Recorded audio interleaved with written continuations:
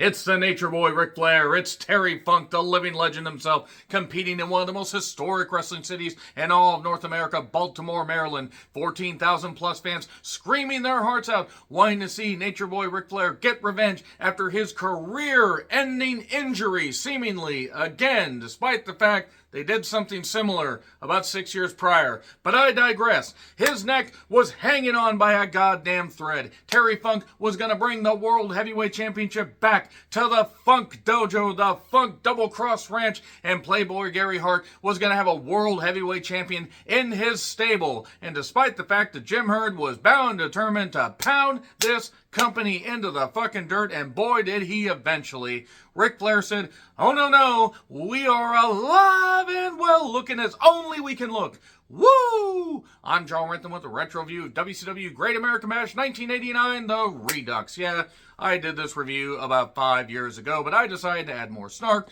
more facts, and more fun. And also, it's kind of funny to look back on this 35 years after the fact and see how does this pay-per-view hold up. There are memorable moments on this show. Mostly good, though I will argue calling this one of the greatest WCW pay-per-views of all time might be stretching it. Maybe it's just me. Maybe it's because I was only 8 years old when this pay-per-view happened. But looking back at the TV and looking back at the build, Flair and Funk really got people into the building. And you had good stuff on the undercard, but it took a bit to get going. I have several questions about some of the talent that they had on this roster. They had a lot of really good talent. Then they had some people that were questionable. So let's get into the facts and figures, though. Baltimore, Maryland, 14,500 fans just screaming their hearts out. 140,000 pay-per-view buys.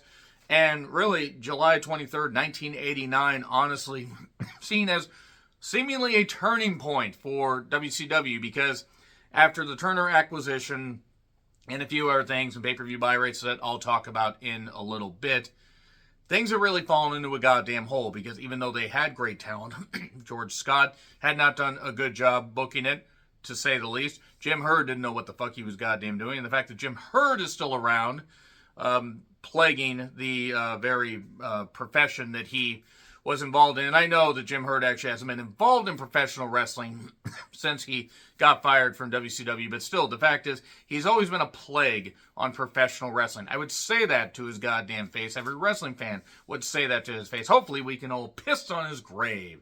But before that, so, it was all for Funk and Flair, and they built this thing well. They built this thing really well. And the fact is, it was really only from Wrestle War, which was like mid-May, to here.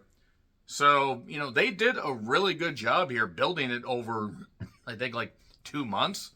They did some really good shit. So let's talk about the facts and figures, though. So we had the Bunkhouse Stampede pay-per-view. Yes, I could talk about Starrcade 87 and the fact that it was kept out of so many homes because Vince McMahon leveraged the fact that cable companies wouldn't, or pay-per-view providers would not be getting WrestleMania 4 if they carried Starrcade, ignoring the fact he would have been cutting off his nose to spite his face. But they went with it because pay-per-view providers, cable companies are stupid. But yes, there were only about 25,000 maybe that, carried the Survivor, or, the Starrcade 87 show. And it was actually even moved to the afternoon, so it didn't go head-to-head with Survivor Series. And you would have thought that would have been enough for Vince, but no, Vince McMahon's never done that with competition. But Bunkhouse Stampede, Nassau Coliseum, not a great crowd, about 6,000 people, thereabouts. And we had about 200,000 pay-per-view buys, so that's when Turner started inserting his muscle. Gross, I think that's how the phrase goes. But we go to the Great American Bash, 1988. By the way, Bunkhouse Stampede 88, widely regarded as one of the biggest flops as far as a big Crockett event. Yes, 200,000 pay-per-view buys is a big deal, but still.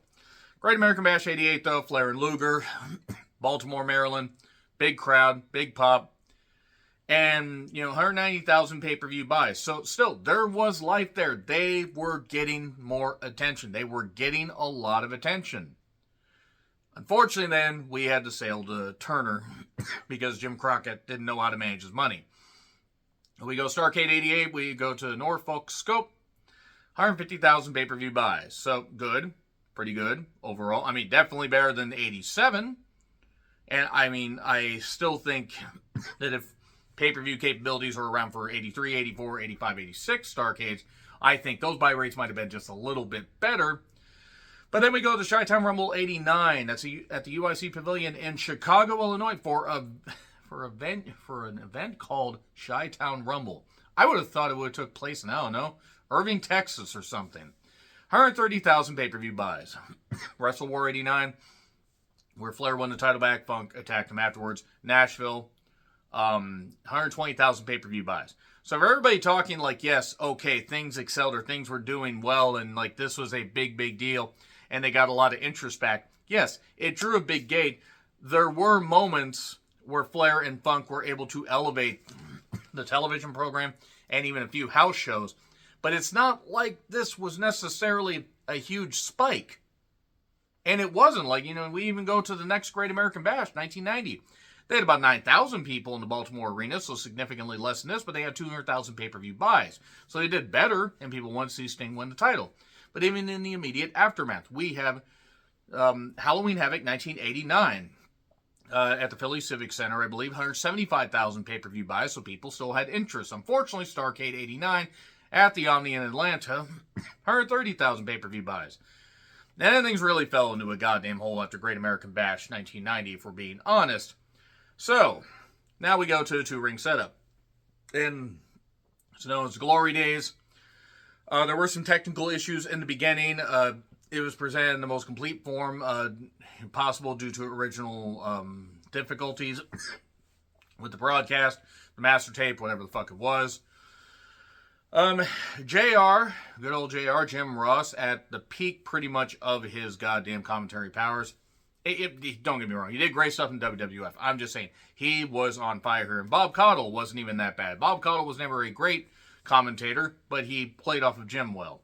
So yeah, two-ring setup mainly because we have a King of the Hill. God damn it, Bobby. Oh, it's where the winners get propane and propane accessories and everything, and then somebody who doesn't have an ass has to lay down in the flatbed of a truck. Bet you didn't expect those references on this show. But yeah, two-ring King of the Hill Battle Royal. So here's the participants. You have the Skyscrapers. That's Dangerous Dan Spivey. The only danger he was is to everybody else that he was facing because he wasn't very fucking good. Sid Vicious, who at least looked great and was an intimidating son of a bitch. We have Dr. Death Steve Williams, Brian Pillman, Ron Simmons, Bill Irwin, more on him later, Ranger Ross, for some reason, Terry Gordy, the Steiners, Kevin Sullivan, Mike Rotunda, Scott Hall. If there were more people, I'm sorry. Yeah, Scott Hall was actually in this. So then Teddy basically didn't want his... It came down to Dr. Death Steve Williams and the Skyscrapers because you would move to ring 2 and then you would be eliminated, being thrown over the top. So it came down to the Skyscrapers and Dr. Death. Basically, it came down to Spivey and Dr. Death. Dr. Death got sent out, so it was just Skyscrapers left, and Teddy Long says, we're not doing this, we'll just split the winnings. That's how the Battle Royal ended. And then Gordon Sully talked to Teddy Long, Skull It. He might as well have. Look, Teddy Long is a great promo here, and will get even better. But that Skull It was ridiculous. So, then we have Flying Brian Pillman against Bill Irwin. Who thought Bill Irwin should get a long pay-per-view match in 1989? Who thought Bill Irwin was any good outside of Texas? I cannot recall anything that he did after his time in World Class where he was any fucking good. But he's a cowboy. He's got a whip, because that's going to work in Baltimore. So, I don't really think that Bill Irwin in WCW is a good idea. I really think Bill Irwin as a goon was a good idea. I don't think Bill Irwin was really a good idea, in all honesty. I never got the appeal. I've even seen some world-class TV, and I've just never seen the appeal. But he fit in fine in Texas. So he had gardening gloves on, or cowboy gloves on, and he shouted a lot, because that's about all he could do, because his work was never that good. Yes, you had Scott and Bill Irwin, who were, I believe, in Mid-South for a bit, and poor Scott. Poor Scott. Read up on Scott Irwin, you'll know what I'm talking about. So there was a crossbody from one ring to the other, 1, 2, 3. Flying Brian won in about a 9-minute match, and Bill Irwin was blown up by the time his entrance was done. So Gordon Soley's talking to Paulie Dangerously. Paulie Dangerously mentions the fact that Cornette, I know that your knee is bad, and I'll talk about that more here in just a little bit, but Paulie Dangerously talking about all the things that Cornette and him have done, and the sniping is over. It's going to be a tuxedo match tonight. The Dynamic Dudes, look, Shane Douglas shouldn't have really been riding the skateboard. Johnny Ace didn't even look like he knew how to spell skateboard. And they were in fluorescent colors with skateboards because, trust me, in the late 80s of early 90s, that was a big thing, skateboarding and dressing up in giant fluorescent outfits. We were not very smart in the late 80s, early 90s. But they do something where they throw a Frisbee with a disinterested fan. That fan literally looked like he could have beat up Johnny Ace. Like, it's amazing. He just wanted to either go to the beach or just go sit back down like, who the fuck are these doofuses? So, speaking of doofuses, we have 3 doofuses, and we have Sid Vicious, who at least looked impressive. Sid Vicious, Dan Spivey, the Skyscrapers against the Dynamic Dudes. Shane Douglas was a great promo and was great in tag teams. And he was an average singles wrestler that basically could just yell. That's pretty much what he did. He just swore. And once you saw one of his promos, that was about all you needed to see. So, every fan was literally cheering everything Sid did. Go and watch this match if you can stomach it.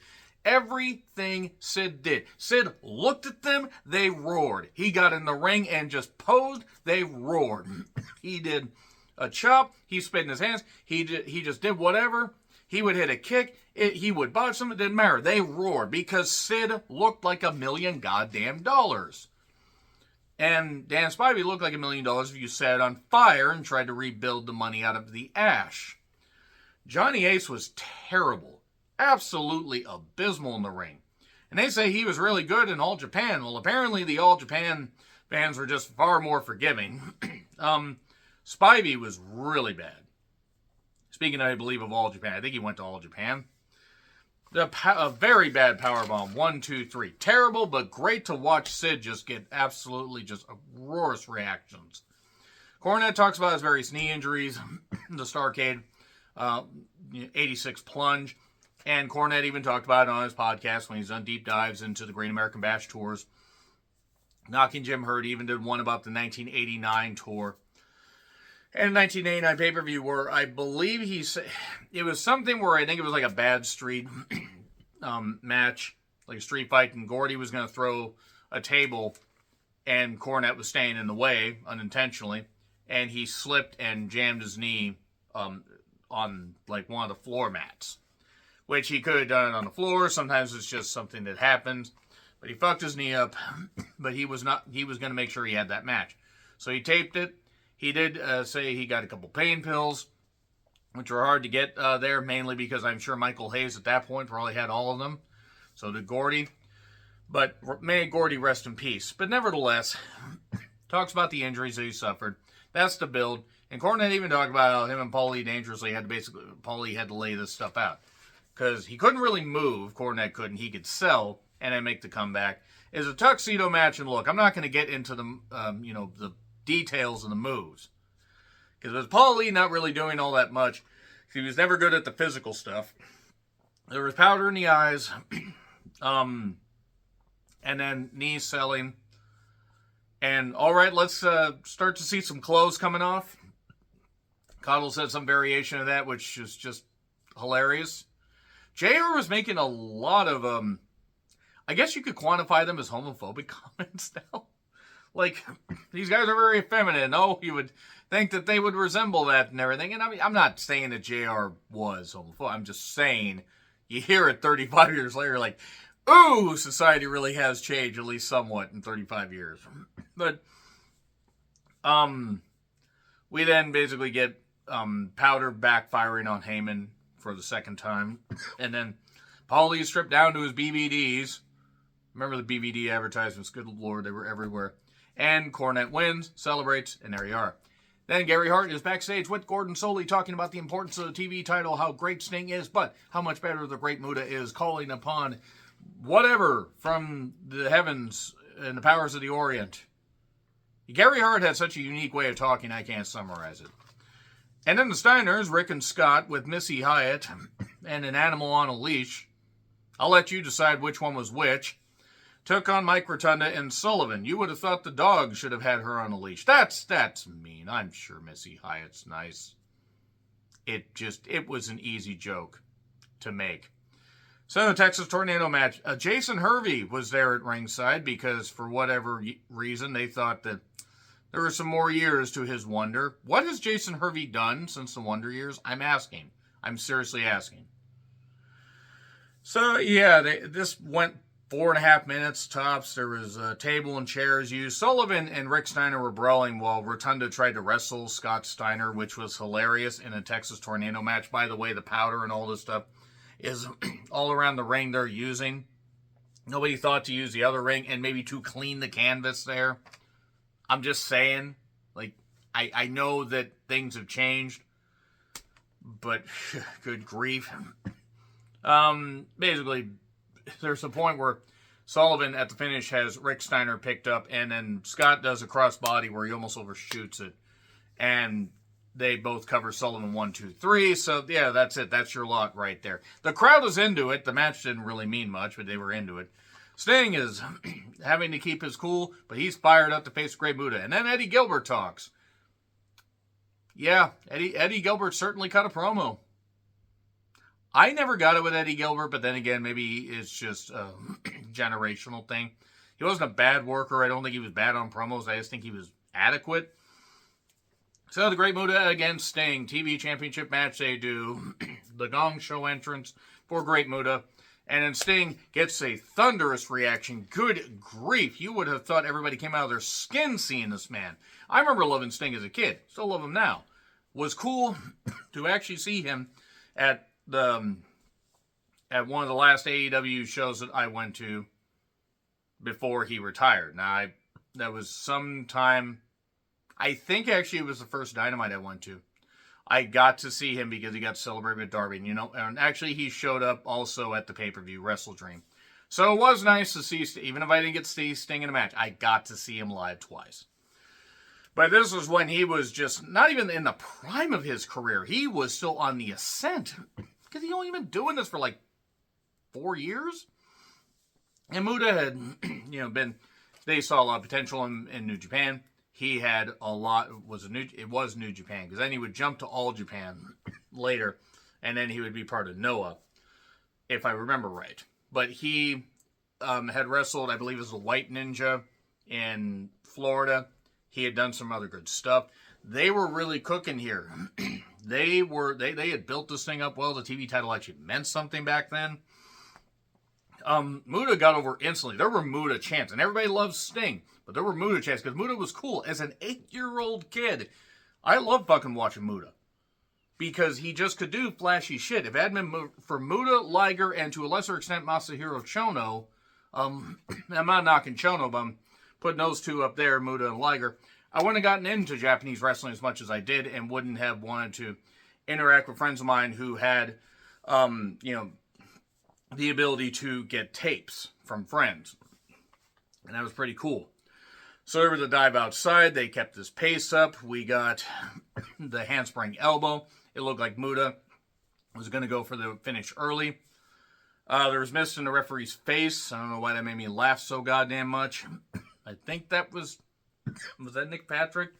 Because Tommy Young came in for a bit. Tommy Young, unfortunately, would not be refereeing much after this. I think he was done by later in the year. But we get a second ref, we get a double pin, and then the TV title is basically going to be held up, and they're going to decide on this whole thing later. And don't get me wrong, Muta and Sting would continue to have, they would continue to have great interactions. This wasn't the only interaction we would see between them. The crowd was chanting bullshit, but I will say that at least they had somewhere they were going to go with it. Then Luger cut a promo. He was much better as a heel. He still wasn't a great talker, because his shirt was too tight, Billy. So, Bonnie Steamboat, that dumb bitch, boy, she deserves to be goddamn slapped by every woman wrestling fan. I emphasize that because every woman wrestling fan should have wanted to do that, because she was exactly the type of, twat that nobody would respect. She was just there for herself. She certainly wasn't there because she loved Ricky, and I guarantee she probably didn't even love her son. I'd say that. I don't care. I'll make those kind of comments all I damn well want. She's wearing ball gowns and outfits that don't, that are way above her pay grade, and she's only remembered because she basically ruined a lot of Ricky's standing with some of the wrestling community because she was a dumb bitch. That being said, we get a spinny entrance for Luger, and the thing stops, and he almost stumbles. Because Luger was not very coordinated. No, I kid. Luger refuses to wrestle if the no DQ stipulation isn't waived. And Luger had just recently turned heel, because if you remember right, Starrcade 88, just months before, he was a face, and he was still a face heading into this whole thing. He had become, I believe, U.S. champion at, it wasn't Wrestle War. It was Chi-Town Rumble. Then he lost the championship to Michael Hayes, and then won it back, and then turned heel, I think, at the Clash of Champions in June. I think it was one at Fort Bragg. So he turned heel there, and Luger is a much better heel. Much, much better. And Ricky could always get something good out of just about anybody, and Luger was there for everything. As much as I don't like to praise the fact that the man that in some way, shape, or form led to the premature death of Miss Elizabeth, and I will never forget that, especially that 911 call, Luger, at this time, was doing some good shit. And Steamboat agreed to waive the no DQ finish, or no DQ stipulation. Luger worked well as a heel here, was doing some good stuff. Steamboat was firing back like only he could. Later, Luger did grab a chair and went to use it, but he got slingshotted and hit his head into the chair. Good job there, you doofus. And then Steamboat's like, I'm pissed. Boom, boom. He just wore him out with that chair. Just wore him out. It was great.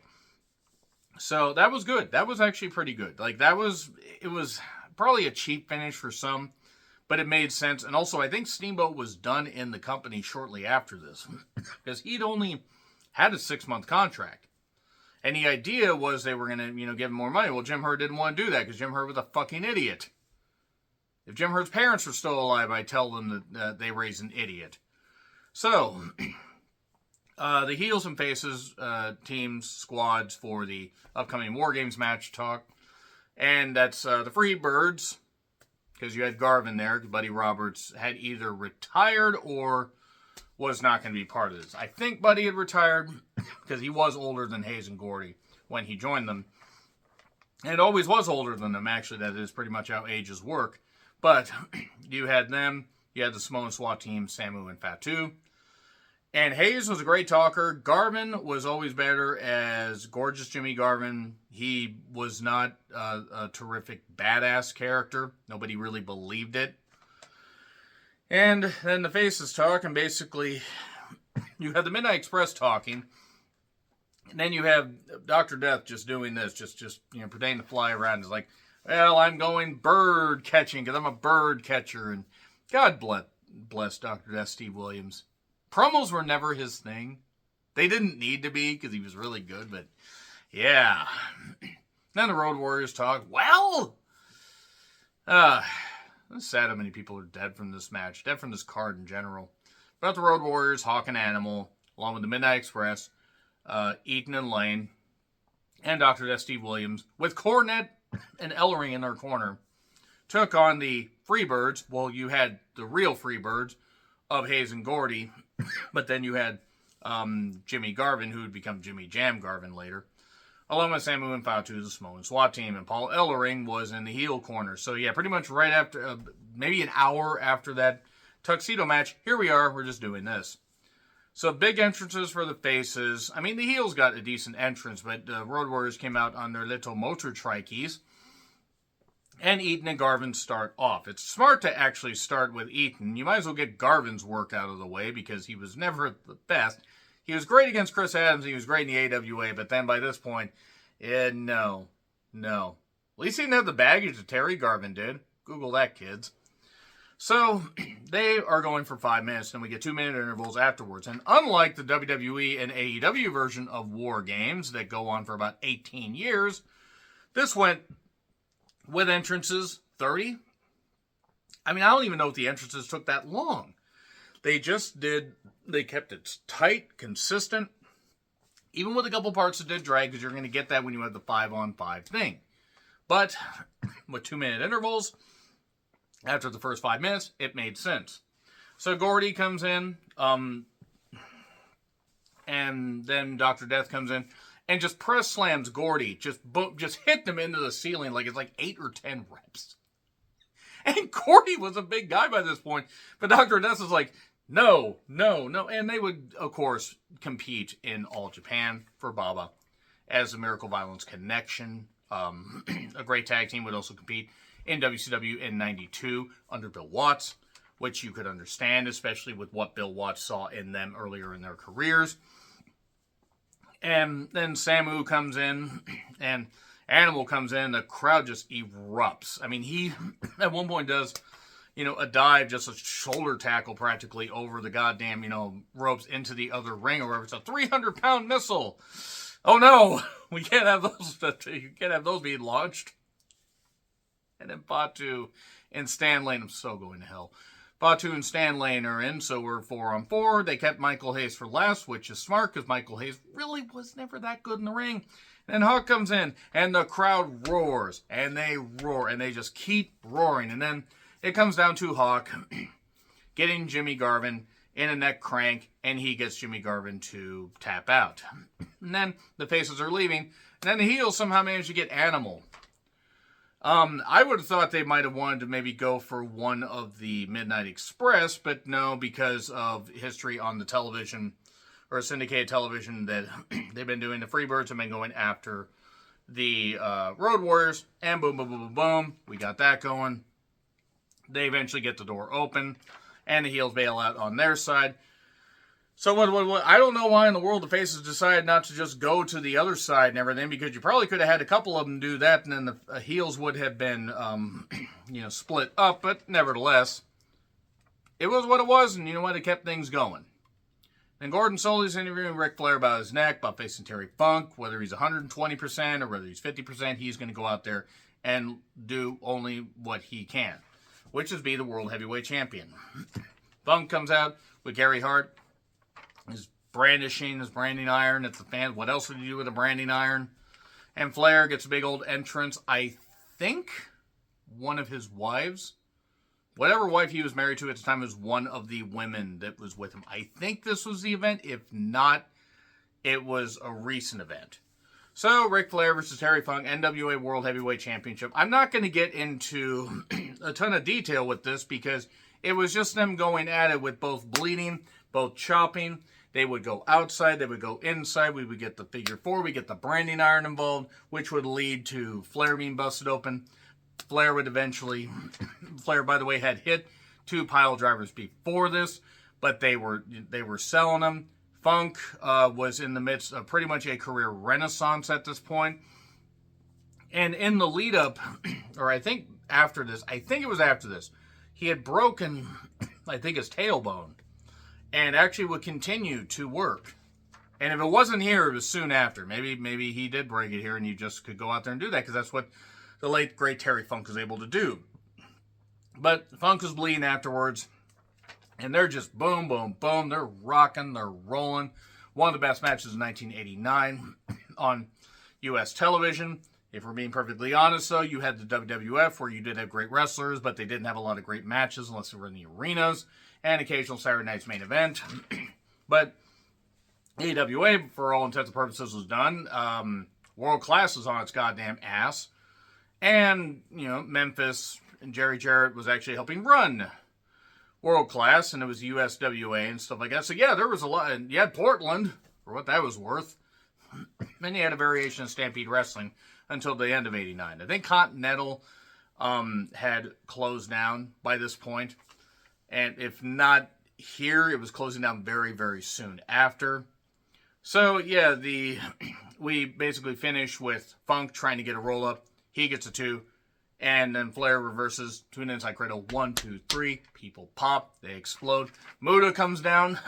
We're getting this. And they get just enough. Now, instantly, I think pretty much within the first little bit after Muda hit the mist, They're chanting, "We want Sting, we want Sting." And they just kept it enough where the people were building it to where they weren't going to lose it. And then boom, Sting comes out and just people just roar. I mean, good grief. Again, you would have thought that Sting was their god. But Doug Dillinger, by the way, was laid out during this. It just poke. You gotta poke him with a stick. I don't want to be the head of security today. And he just got rocked. But they're fighting to the entranceway. They're fighting among the announcers. They're just boom, boom. It's insane.